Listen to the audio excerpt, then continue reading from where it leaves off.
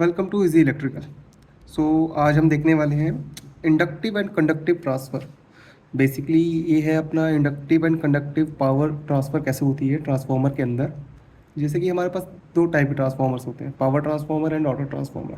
So power transformer के अंदर अलग टाइप से हमारी पावर ट्रांसफ़र होती है, जबकि ऑटो ट्रांसफार्मर में अलग टाइप से होती है। जैसे कि देखो, पावर ट्रांसफार्मर का जो बेसिक सिंपल डायग्राम क्या होता है हमारे पास, ये होता है। इसके अंदर टू वाइंडिंग्स होती है, एक primary winding and the secondary winding. So this is a power transformer.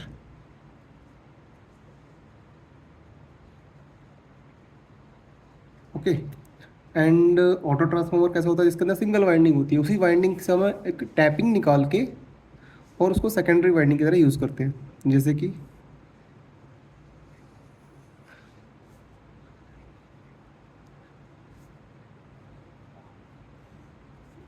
जैसे यहाँ से मैंने एक टैप निकाली, एक ये पॉइंट बना, एक ये पॉइंट ले लिया, ये कॉमन पॉइंट ले लिया और एक बीच में से एक टैप निकाली। तो ये हमारा क्या होता है, बेसिक डायग्राम है ऑटो ट्रांसफार्मर को रिप्रेजेंट करने का।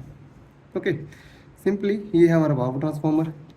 अब इसके अंदर क्या है कि दोनों जो कॉइल्स हमारी, ठीक है, दोनों वाइंडिंग्स है वो इलेक्ट्रिकली डिकपल्ड है, बट इसके अंदर इलेक्ट्रिकली डिकपल्ड नहीं है। ये मैग्नेटिक कपल्ड भी है और इलेक्ट्रिकली कपल्ड भी है, बट ये ओनली मैग्नेटिक कपल्ड। सो इसके अंदर देखो, जैसे कि हमारा जो करंट जो इन कर रहा है, ठीक है, दैट इज़ आई एच, ठीक है, और जो आउट करंट होगा हमारा वो आई एल मानते हैं। सो जो हमारी टर्मिनल वोल्टेज है यहाँ की, वो हो जाएगी वी एच और आउटपुट पे V L. Okay, so dot representation के अकॉर्डिंग अगर मैं देखूँ तो यहाँ पे अगर मैं डॉट कर रहा हूँ तो यहाँ से डॉट बाहर आ जाएगा। इसके अंदर कितने टर्न्स हैं हमारे पास, एन वन मान लो या एच वन मान लो, ठीक है। दूसरा है एन एल मान लो इसको। ओके, सो से इसका रिप्रेजेंटेशन करते हैं ऑटो ट्रांसफार्मर के अंदर। सो इसकी जो इनपुट करंट होगी आई एच, देन हमारा वी एच।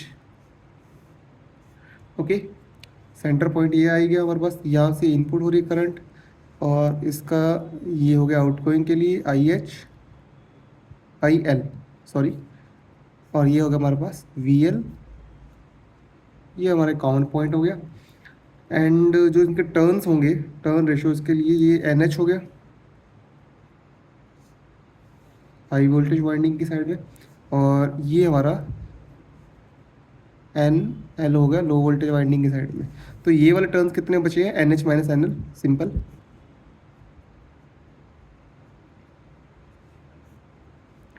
ओके, सो ये हमारा basically auto transformer.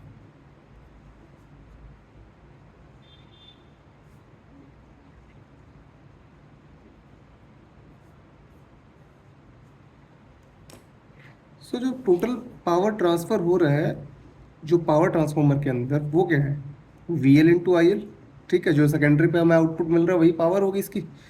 So the power, total power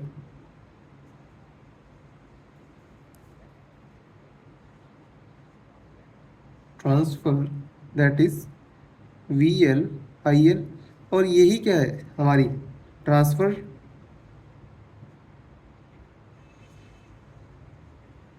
power due to magnetic field. Okay, that is also V L I L, क्योंकि इसमें इलेक्ट्रिकली कपल्ड ही नहीं है। तो जितनी हमारे पास इनपुट पावर है और जो आउटपुट पावर है वो मैग्नेटिकली जा रही है, ठीक है, ना कि इलेक्ट्रिकली जा रही है। बट ऑटो ट्रांसफार्मर के केस में ऐसा नहीं होता है। ऑटो ट्रांसफार्मर के केस में क्या रहता है कि इसमें इलेक्ट्रिकली कपल्ड रहता है ये। तो ऑटो ट्रांसफार्मर में क्या पावर मिल रही है हमें, देखो, that total power transfer in auto transformer, that is V L I L. But अगर मैं इसकी करंट की बात करूँ, देखो इसके अंदर आई एल करंट फ्लो हो रही है इस सर्किट के अंदर, अगर इतने से पार्ट की बात करें तो इसके अंदर क्या करंट होगी। अगर मैं सिर्फ इस पार्ट की बात करूं तो देखो यहाँ से करंट एंटर कर रही है आई एच, यहाँ पे आ रही है आई एल, तो इस पार्ट में कितनी होगी आई एल माइनस आई एच। के वी एल से हम निकाल के देख सकते हैं, ठीक है। ओके, एंड इस टर्म को अपन क्या कर सकते हैं, थोड़ा सा रीअरेंज करके देखते हैं। जो वी एल है, ठीक है, एक्चुअली ये वाली जो आई एल है यहाँ पे जो देख रहे हो आप we L I L, okay. इसको थोड़ा सा रीअरेंज करें तो क्या कर लिख सकता हूँ मैं इसको, we L I L minus I H plus I H V L लिख सकता हूँ, ठीक है। क्योंकि अगर इसको मैं सॉर्ट आउट करूँगा तो वापस यही टर्म मिल जाएगी मेरे को। अब देखो इसके अंदर हमें क्या मिल रहा है, दो टाइप की पावर मिल रही है, एक ये वाली पावर मिल रही है और एक ये वाली पावर मिल रही है। ये जो पावर जा रही है हमारी, देखो यहाँ से आई L minus I H into V L कर रहे हैं, तो इतनी ही वाइंडिंग की पावर हम अगर देखूँ मैं बात करूँ तो ये जा रही है due to magnetic induction,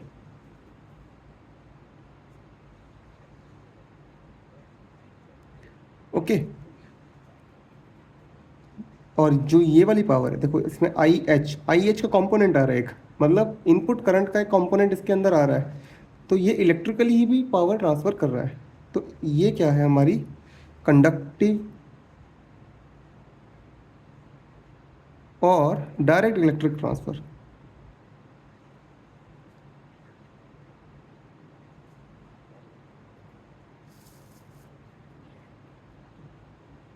okay. हाँ, ठीक है। अगर मैं इंडक्टिव पावर का रेशो लूँ टोटल पावर के साथ में तो क्या आएगा, देखो यहाँ पे मैं लेता हूँ दैट इंडक्टिव पावर ट्रांसफ़र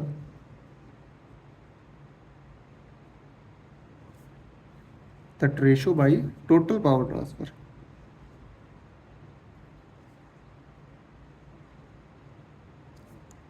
देखो टोटल पावर तो क्या है हमारे पास वी एल आई एल है,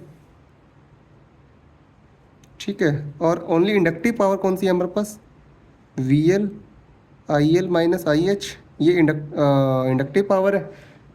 देन इसको थोड़ा सा सॉर्ट आउट करेंगे तो हमारे पास क्या आएगा, देखो वन माइनस वी एल से वी एल कट आउट हो गए आई एच बाई आई एल, ठीक है। तो ये हमारा क्या आता है, रेशो आ जाता है inductive power by total power, okay. अगर कंडक्टिव पावर का देखा जाए,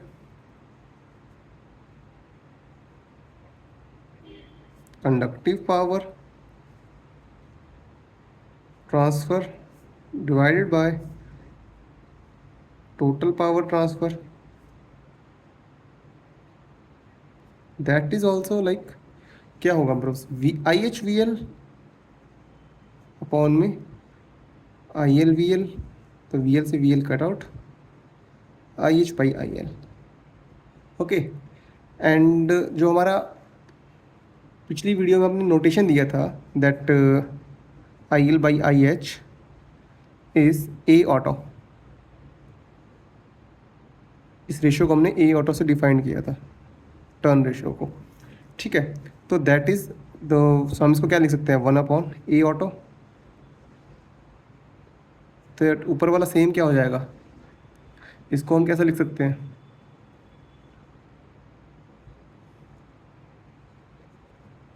one minus one upon a auto, okay. तो यहाँ से हमारे पास क्या आ सकती है, टोटल पावर अगर मैं यहाँ से सिर्फ इंडक्टिव पावर निकालना चाहूँ मैं,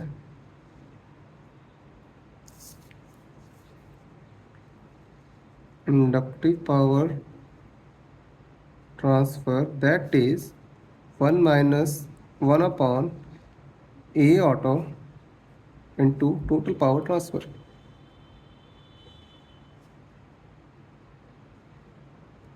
ओके। तो similarly that conductive power transfer is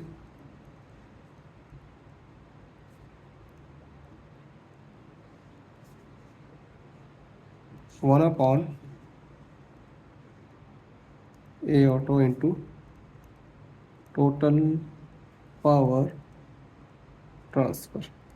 okay, so ये था हमारा इंडक्टिव और conductive power transfer in auto transformer. ठीक है, जबकि पावर ट्रांसफार्मर के अंदर ओनली इंडक्टिवली ही पावर ट्रांसफर होती है, इसलिए हम इसको आइसोलेशन सर्किट्स में भी यूज़ करते हैं, जहाँ पे 1:1 रख के हम सर्किट को प्रोटेक्ट करते हैं, क्योंकि ये इलेक्ट्रिकली कपल्ड नहीं है, बट ये इलेक्ट्रिकली भी कपल्ड है, इसलिए हम इसको आइसोलेशन सर्किट में कभी यूज़ नहीं करते हैं। सो नेक्स्ट वीडियो में हम इसके ऊपर कुछ न्यूमेरिकल्स देखेंगे। सो मिलते हैं नेक्स्ट वीडियो। Thank you.